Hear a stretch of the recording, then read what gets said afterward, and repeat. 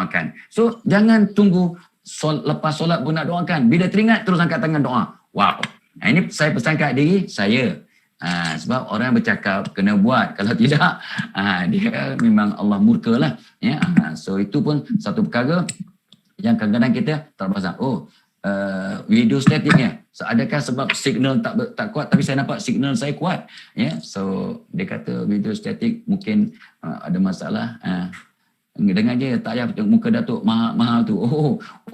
Video tak bergerak ya video saya. So bayangkan Fatah Amin. So bayangkan Fatah Amin.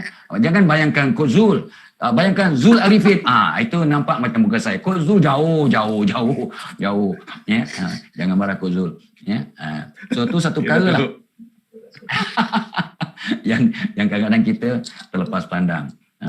Rupanya ada orang yang di dunia ni rezekinya murah aja. Ya, buat apa pun berjaya. Buat bisnes berjaya. Rupanya bila tengok dikaji apa dia punya tabiat, dia suka memberi makan binatang, terutamanya binatang yang gelandangan, kucing dia, anjing dia, ya, di dalam kereta dia semua ada makanan, ya, makanan pet lah, makanan binatang ni, kucing, anjing, semua ada dalam kereta dia. Dia nampak anjing lapar, dia akan bagi. Dia nampak kucing lapar, dia bagi. Masya Allah, ya, dia punya rezeki tak berhenti-henti, ya, macam air mengalir, ada aja. Sebab bila kita bersedekah pada binatang, kita tak harap balasan, confirm lillahi ta'ala, confirm ikhlas. Dan pemberian yang ikhlas, Masya Allah. Binatang yang kita bagi makan tu, dia doakan kita. Itu yang kita kata tak balasan. Anjing boleh doakan kita. Benda yang najis pun, kan kita pernah dengar kisahnya, wanita yang jahat memberi minum anjing yang kehausan, Allah bagi pahala masuk syurga. Kita jangan dengar cerita aja. Jom kita lakukan di zaman sekarang, apatah lagi zaman sekarang yang jauh daripada zaman Nabi, maka mudah-mudahan pahalanya juga dilipat gandakannya dalam zaman yang di mana Nabi dah jauh daripada kita, daripada in term of time, tapi rapat dengan kita in term of, mudah-mudahan kita punya perasaan dan keimanan, mudah-mudahan maka Allah akan redha lah dengan usaha kita. Ya, itu contoh-contoh yang sangat simple, ya, sangat besar. Dan saya perhatikan ya, dalam COVID-19 ni ramai orang yang tak ada kerja, yang kena berhenti. Ramai sahabat saya kena berhenti. Ada orang yang bersara pun, Masya Allah ya. Memang dia bersara dapat pencen. Dalam keadaan biasa okey. Tapi dalam keadaan PKP ni, maka ya, dia perlukan lebih keperluan, maka nampak sempit. Kalau dulu lebih boleh keluar ya, cari usaha yang lain, tapi sekarang susah. Apa nak buat? Tapi itulah yang bahagian kedua yang Tok Abah nak ceritakan ni, ya, tentang usaha ramai orang lah ya, yang telah kata dapat manfaat dalam masa pandemik COVID-19 ni. Dia dapat sumber-sumber baru. Ini salah satu daripada fadilat anugerah Allah dengan memberikan kata orang tu ujian. Saya ujung-ujung ni tengok 2-3 drama yang dia punya title tu menyebabkan saya tukar paradigma. Salah satu ialah Lelaki Kiriman Tuhan. Saya kata wow, ya, tu cerita lama tu, tahun lepas. Lepas tu tengok Bidadari Kiriman Tuhan. Ya. Oh wow, Bidadari Kiriman Tuhan ya. So Bidadari Kiriman Tuhan rupanya kisah si manja dengan si manis, Mira Filzah. So saya tinggi sangat nak berlakon dengan Mira Filzah, tapi belum ada peluang. Tapi inilah, manalah tahu. Jangan ketawakan orang tua, jadi akan berdosa. Kalau saya jadi atuk, Mira Filzah jadi cucu, memang meletup punya drama tu. Ya. Okay, alright. Tapi atuk jadi hero lah. Ya. So saya lepas tu membuat satu paradigma bahawa sebenarnya, ini dia, Coach Zul adalah kiriman Tuhan untuk kita yang ingin terlibat dalam keusahawanan. Ya, Coach Rostam tadi adalah kiriman Tuhan. Master Nurul tadi kiriman Tuhan. Si Rozek tu pun kiriman Tuhan. Anda semua kiriman Tuhan. So, rumusannya, kita semua adalah kiriman Tuhan. Tuhan kirim kita ke dunia ini untuk apa? Afa hasibtum annama khalaqnakum. Adakah kau sangka aku cipta kau main-main? So anda adalah ciptaan Tuhan, saya adalah ciptaan kiriman dari Tuhan kepada dunia ini. Jadi anda dan saya dan anda semua ya adalah insan kiriman Tuhan untuk apa? Untuk jadi aset kepada dunia. Untuk apa? Untuk tolong diri, tolong keluarga, tolong orang di sekitar dan beri manfaat kepada seramai mungkin orang. Sampai Nabi bersabda yang kita selalu dengar, yang terbaik antara kamu ialah orang yang paling banyak beri manfaat kepada seramai mungkin orang. Jadi kita ni semua adalah kiriman Tuhan, bukan lelaki kiriman Tuhan, bidadari kiriman Tuhan. Mak betul ada orang kata macam Dr. Nash ke? Dr. Nash. Dr. Nash bomoh kiriman Tuhan. Bomoh pula. Ya. Ada juga makhluk bernama Nash ya. Aku ingat dia rocker. Nash pernah, saya pernah biasa menyanyi dengan Nash ya. Banyak kali. Tapi Nash ni tak tahu lah. Dia ni boleh nyanyi. Assalamualaikum. Waalaikumsalam Dr. Nash ya. Terima kasih. Ada juga ya. Dr. Nash kiriman Tuhan. Jangan main-main. Ya, ada orang tanya saya, mak mentua saya zalim. Adakah mak mentua saya kiriman Tuhan? Saya jawab tanpa fikir panjang. Yes. Mak mertua awak kiriman Tuhan. Untuk menguji setakat mana kesabaran awak, untuk menaikkan martabat awak, untuk awak buat pahala dengan orang baling taib mertua zalim ke awak, orang baling taib dengan zalim, kita baling bunga. Ya, berbuat baiklah kepada mak bapak termasuk mertua. Berbuat baiklah kepada mak bapak termasuk mertua ya, agar anak-anakmu berbaik padamu. Ya, kita wajib berbuat baik pada mak bapak bukan sebab mereka berbuat baik kat kita. Kita wajib berbuat baik pada orang tua, mak bapak dan mertua sebab Tuhan suruh. Tuhan yang suruh. Jadi mak bapak yang kadang-kadang nampak tak adil, kiriman Tuhan. Mertua yang agak zalim, bos yang pilih kasih, kiriman Tuhan. Jiran yang menjengkelkan, buat sakit hati kita, yang buang sampah ke rumah kita, kucing dia berak ke rumah kita, pun kiriman Tuhan. Jadi sekarang malam ni semua kita kena betulkan kepala masing-masing. Kita semua adalah insan kiriman Tuhan untuk memberi nilai tambah kepada dunia dan untuk jadi aset kepada dunia ini. Jadi malam ni saya nak tanya diri masing-masing, diri saya sendiri, tanya anda semua, so anda pun tanya diri masing-masing, apa sumbangan aku? Itu sebabnya bila ada seorang sahabat kata dalam masa pandemik ni kita susah ya, maka itulah timbulnya tanaman salah satu jenis bisnes yang sahabat saya kenalkan pada saya. Dia kenalkan pada saya 3 bulan yang lepas, tapi saya berfikir 2 bulan. Berfikir 2 bulan cari informasi macam tak berapa logikal ni.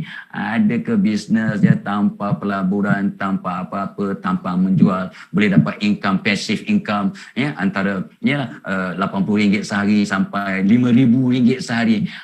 Tak munasabah. Ada jual barang? Tak. Ya, kena bayar ke untuk jadi ahli? Tak. Ya, kena ada kena maintain ke tiap-tiap bulan kena bayar RM1 ke apa? Tak. Tak jual barang. Ya, lepas tu tak ada fees, cuma tapi dapat passive income. Mana? Mesti ada scam tak betul ni. Semua orang kata mesti ada scammer ni. Mesti ada triknya. Tapi bila kita dah faham, dah dengar, dah cerita, oh gitu.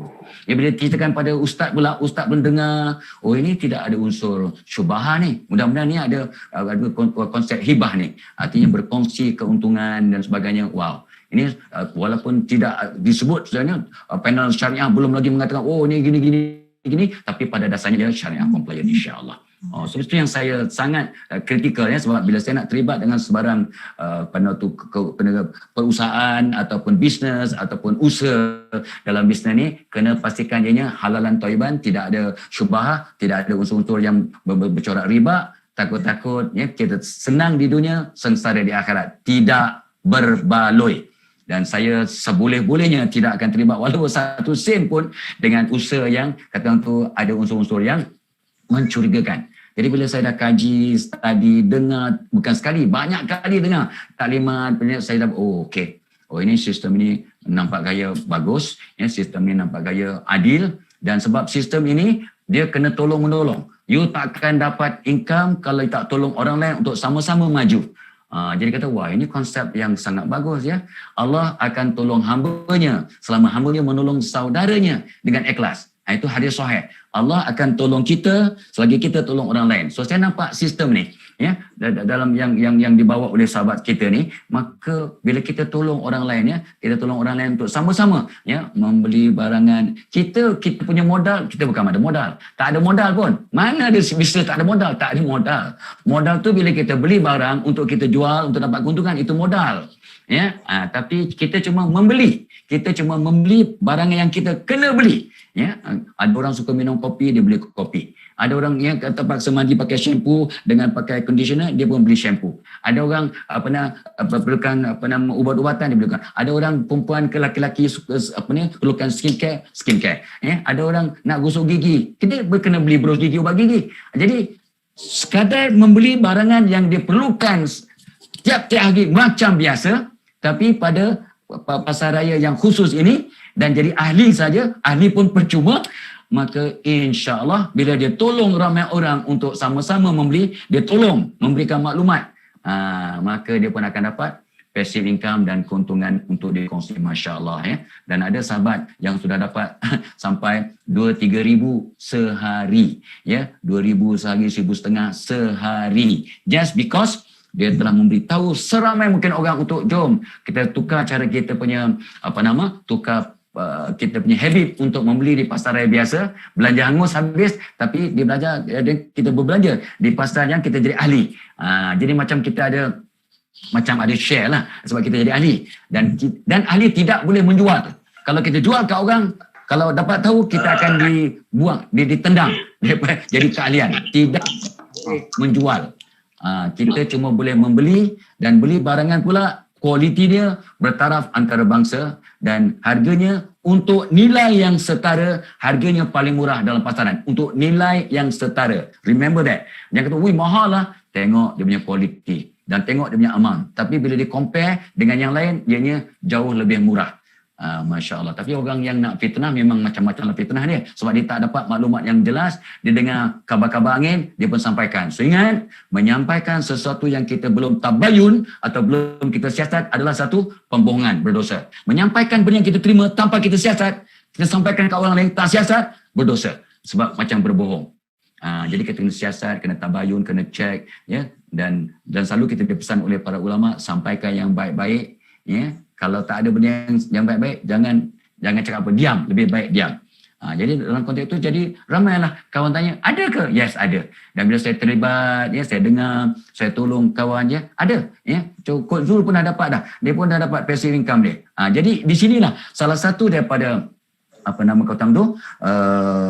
fadilat ataupun kebaikan COVID-19 punya pandemik ini ialah semua orang nampak kebetulan, dulu di negara jiran sejak 20 tahun yang lepas, 13 tahun lepas, masa saya buat kajian di Indonesia, ramai sahabat saya yang jadi dosen, jadi profesor, pensyarah, saya dulu pensyarah, ya, profesor universiti, kita kena ada 2-3 kerja.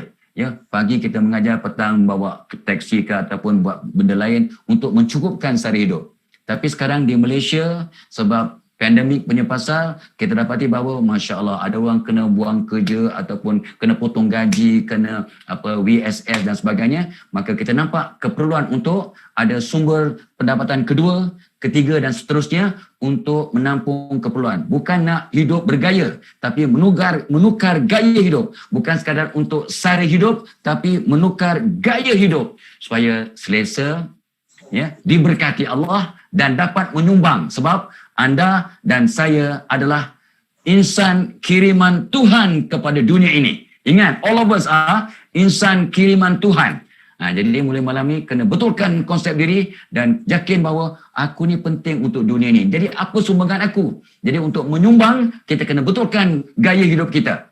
Jadi kalau dengan satu sumber pendapatan, aku tak mampu untuk menyumbang jadi aset kepada dunia dengan lebih berkesan, aku akan ada tambahan. Jadi apatah lagi kalau ada sumber passive income itu dengan cara yang sangat mudah, iaitu dengan tukar kita punya gelagat kita untuk memberi belah.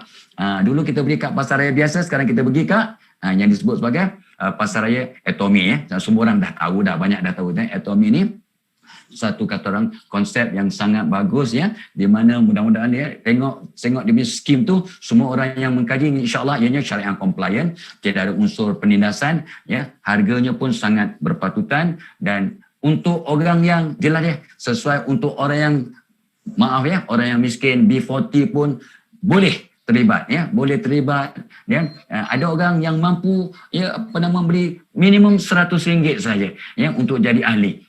Itu nak jadi ahli, kita bukannya untuk beli barangan yang bukan-bukan, beli barangan yang kita memang pakai tiap hari ya, ubat gigi ke, kopi ke ya, ataupun sabun mandi ke, ataupun shampoo ke, yang memang kita pakai tiap hari.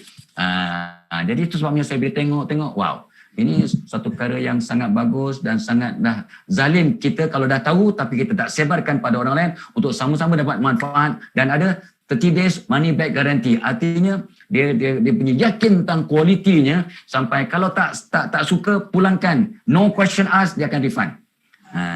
Itu sebabnya kita tak boleh jual kat orang, sebab bila jual kat orang tak ada garanti untuk 30 day back ni. Jadi dan kita tak dapat point ya, tak dapat point untuk dapat, akhirnya kalau kita kongsi dengan ramai maklumat dengan orang lain dan orang lain sama-sama membeli, kita dapat cukup point, maka kita akan dapat dianugerahkan passive income ya, dia kongsi dia punya keuntungan dengan kita, masya-Allah ya. Adalah harganya berpatutan ya, kalau ikut kualiti sama murah atau lebih murah daripada yang setara dengannya, kita pula dapat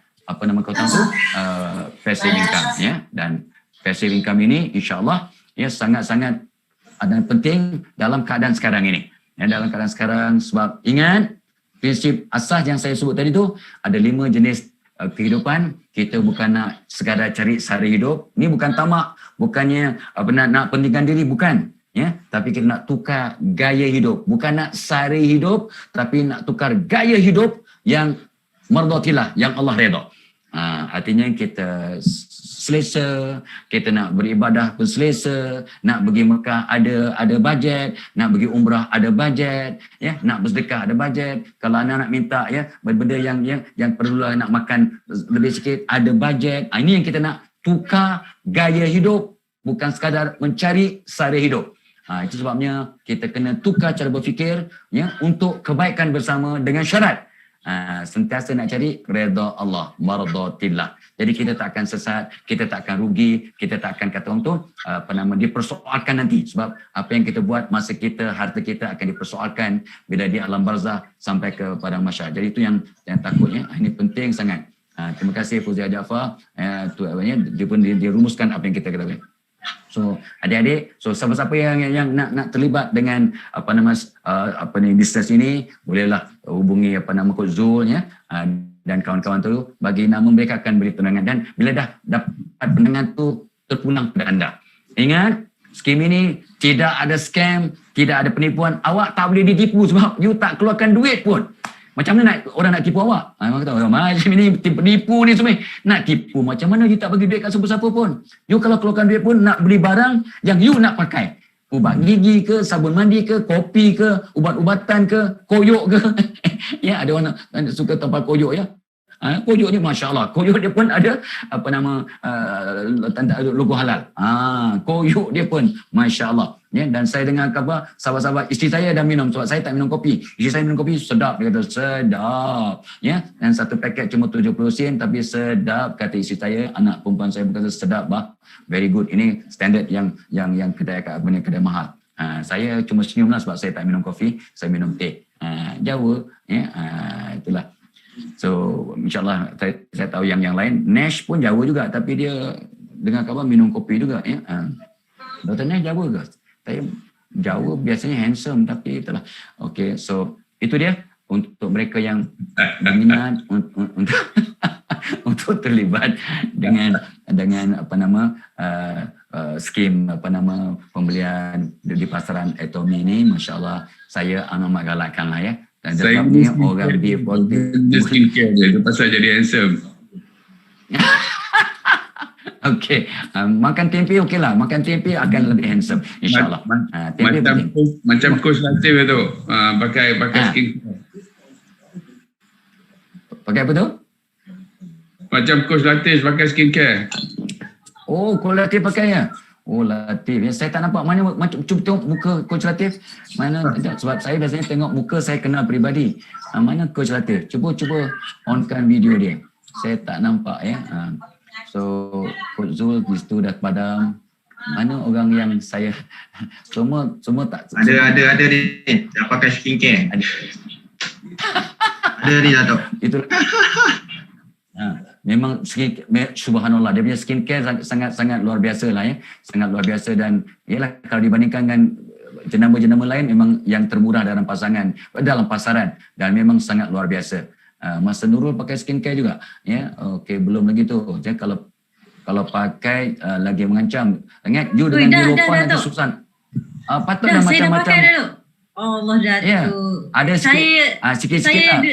Saya duduk tengah mengajar, tiba-tiba saya usahawan saya tanya soalan, dia tanya saya pakai apa kat muka, nampak flawless.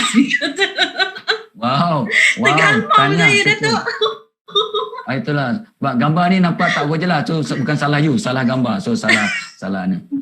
Untunglah Kak Zul, muka Nur flawless. Muka Zul flawless. Tapi dia kena skim krim pemutih kena pakai lebih sikit lah Zul. Sebab Kozol banyak ambil. jangan. Kozol banyak ambil Himohin. Oh ya. Ya, Himohim dia coklat sikit.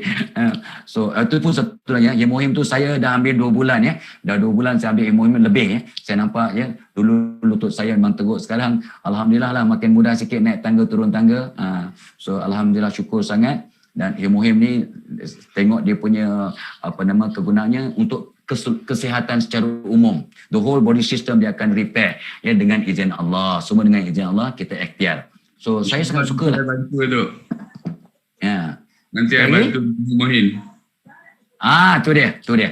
So insyaAllah. So Imohim sangat luar biasa. Anak saya yang dulu dia suka pergi gym. Dia kata kalau pergi gym memang hari ni pergi, besok kena rehat sakit satu badan. Tapi bila dia ambil Imohim, pagi petang dia ambil, pagi petang pagi dia ambil, petang dia ambil. Sekarang dia pergi gym tiap-tiap hari. Tak sakit lah badan ringan, bertenaga kata.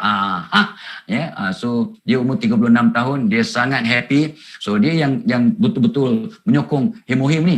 Saya sebagai orang tua ni adalah terasa ya, tapi tak nampak sangat sebab dah tua kan, dah lama pakai 69 tahun. Macam Dr. Nehlan lah, dia baru 26, 36 ya. So dia lain. So dia Kenapa? okey lah, tapi Kenapa saya hari ni dia mengaku tua?